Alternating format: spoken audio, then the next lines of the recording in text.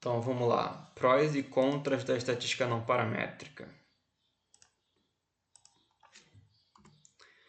Ela é mais versátil, ela assume menos coisas, porém ela não é tão intuitiva biologicamente. O que é uma diferença entre a soma dos postos, biologicamente falando? Que valor biológico isso tem? Ela não perde poder para distribuições potencialmente assimétricas. E, de novo, qual o valor de comparar medianas? O que isso quer dizer biologicamente? Mas tem vezes que você não consegue fugir disso. Mas ele, em geral, ele é menos interpretável biologicamente do que um teste que é a subnormalidade. Um teste paramétrico. Ele pode ser utilizado em escalas ordinais, tá? Já que o que importa é a ordem e não o valor, podemos atribuir um valor arbitrário a cada conceito e analisar por testes não paramétricos. Tá? Pode ser usado em casos bem específicos de alguns fenômenos. No entanto, a gente viu vários aqui anteriormente em aulas anteriores. Tá? E esses são alguns exemplos. Por exemplo, outliers que acontecem em 50% das amostras que você faz. Então, uma amostra que você faz tem outlier, outra que você faz não tem outlier e por aí vai.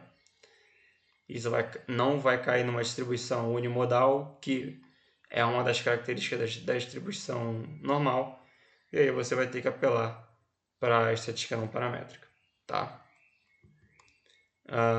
Outros casos aqui, o caso do teste lá, que eu esqueci o nome agora, teste de esquiva, se não me engano, que ele tem aqui tem uma variabilidade muito grande entre o aprendizado dos ratos. Tem ratos que vão aprender muito rapidamente, tem ratos que vão aprender mais ali no meio termo, e tem ratos que eles vão continuar tomando choque, né? Concentração de dados EINA, né? A gente viu que pode ser um fenômeno que tem distribuição assimétrica. A gente viu um exemplo de a gente potencialmente poder log transformar, mas aí também pede a interpretação biológica.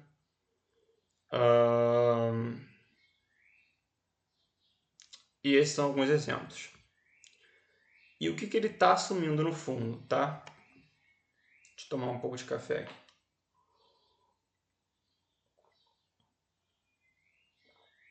Perdão, que eu vou gravar nessas aulas uma atrás da outra. Amostragens aleatórias. A amostragem ainda precisa ser aleatória, tá? Grupos independentes para o menu Whitney.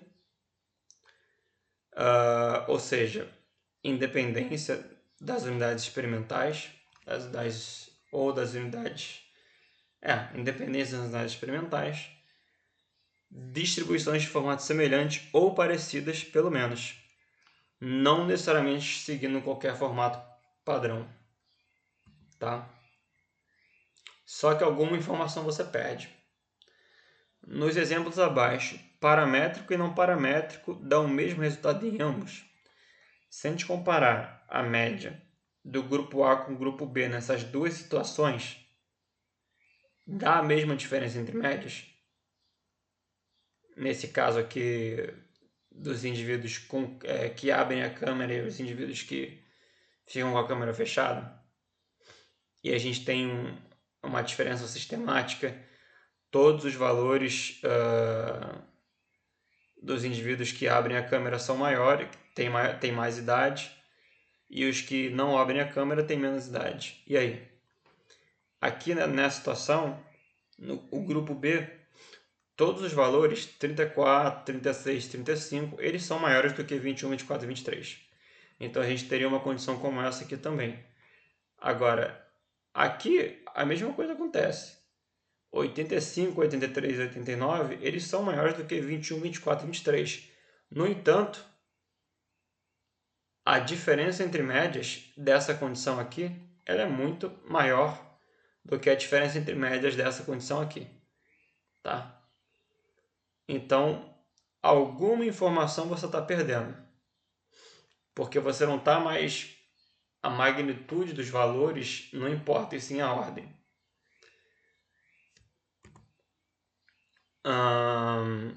Em geral, assume-se que os testes não paramétricos possuem menos poder do que os paramétricos, principalmente para tamanho amostrais pequenos.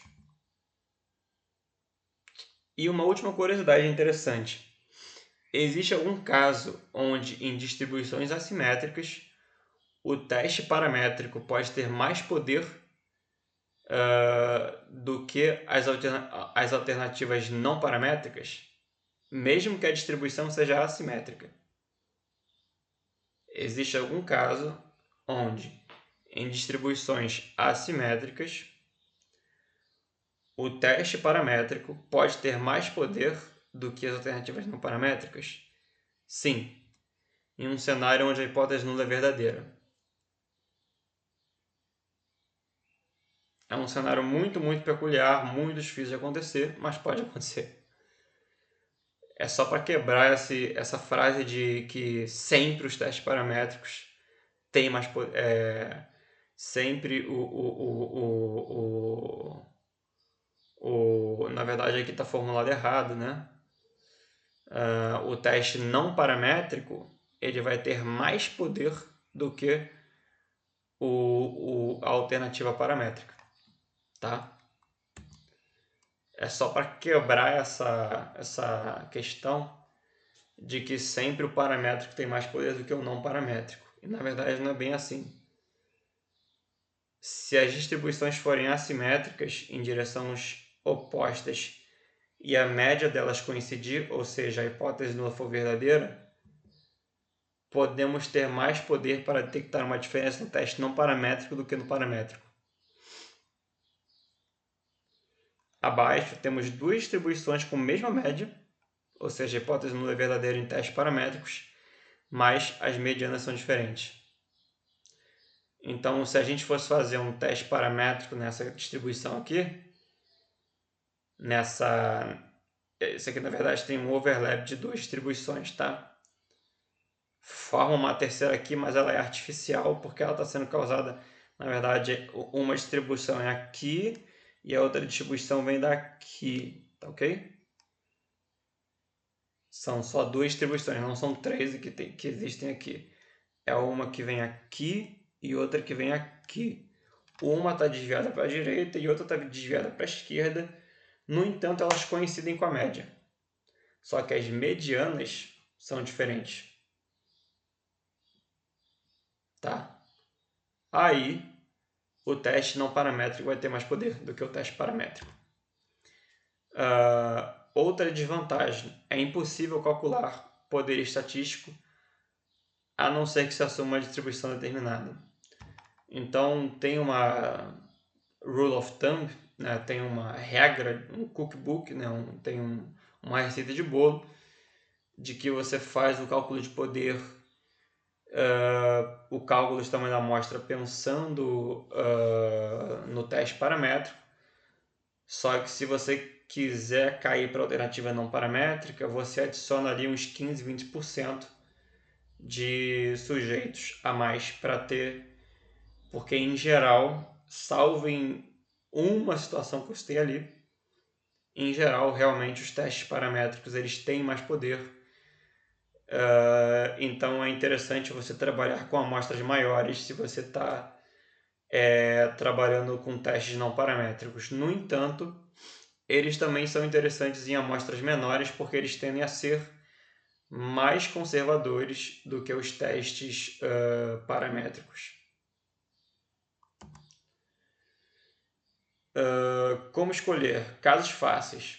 Paramétrico. Variáveis com uma distribuição obviamente ou coincidentamente normal. Não paramétrico. Variáveis originais sem relação quantitativa óbvia. Distribuição obviamente ou coincidentemente não normal. Outliers extremos, valores acima ou abaixo de um limite de detecção, sem o N suficiente para normalizar a distribuição. Casos difíceis. Não faço ideia da distribuição da minha população. Então, olhe para experimentos anteriores e analise a distribuição de experimentos anteriores, quando isso acontecer. Olhe para o seu tamanho da amostra. Quanto maior a chance do teorema do limite central normalizar a distribuição das médias. Use seu bom senso biológico pensa assim, será que em médias de reamostragens isso aqui vai cair numa distribuição normal? Se não, utilize não paramétrico. Em último caso, olhe sua amostra e veja se ela parece normal. Existem alguns testes, né, que testam a normalidade da sua distribuição. No entanto, o pressuposto dos testes estatísticos é em cima da distribuição das médias amostrais, de reamostragem, né, daquele seu experimento. E eles testam contra uma distribuição normal perfeita. Então, quando o teu N é muito... Eles não são muito informativos. Quando o teu N é muito baixo, eu já falei isso aqui, em teste de normalidade, em algum momento eu devo ter falado isso aqui. Quando o teu N é muito baixo, ele não tem poder suficiente ele não tem poder suficiente. E quando o teu N é quando o teu N é razoavelmente grande ou até um pouquinho grande e tal, não necessariamente precisa ser um N, sei lá, de 1000 pessoas, algo in between aí, tipo mais 100 pessoas e tal, 200, 300, não sei o número exato agora, mas eu sei que ele vai estar testando, na verdade, ele pode ter um poder excessivo, então ele pode falar que a sua distribuição ela foge da normalidade, mas na verdade ela, se a gente considerar outros parâmetros, a gente poderia considerar como uma aproximação razoável da distribuição normal. Porque esses testes também, eles testam contra uma distribuição normal perfeita. E a distribuição normal perfeita a gente sabe que não existe na natureza. Tá? Lembre sempre que você quer saber a distribuição da população e não da sua amostra.